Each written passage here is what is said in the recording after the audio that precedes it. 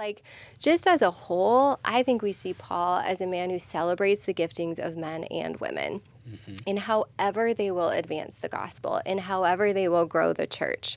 He honors women in leadership. He honors them as deacons, as apostles, as co-workers and co-laborers with him in Christ. In Romans 16, for example, he names a lot of women. An explosive number of women. I don't remember how many, but with Phoebe, for instance, he calls her diakonos, which means minister or servant of the church. And we might think, oh, great, like maybe she comes and makes coffee for the house church, right? But actually, diakonos is the word that he uses for Timothy, who is pastoring a church in Ephesus. And he never calls Timothy a pastor.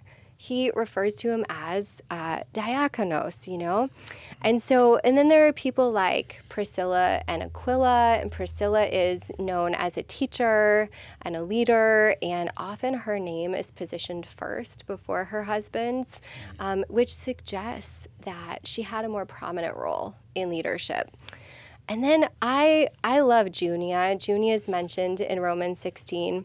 And Junia is a woman who's been called the lost apostle because I think it was around 300 AD.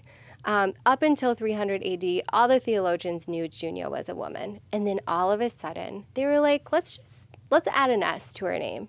It couldn't have been a woman, right? Because we know women aren't apostles. So she was changed into a man. So she had like a gender identity shift, right, in our translations.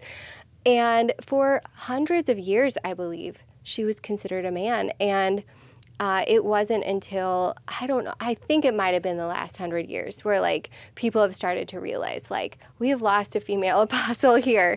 But Paul calls her foremost among the apostles. So we know he's like praising these women. Some of them were leading house churches and hosting house churches.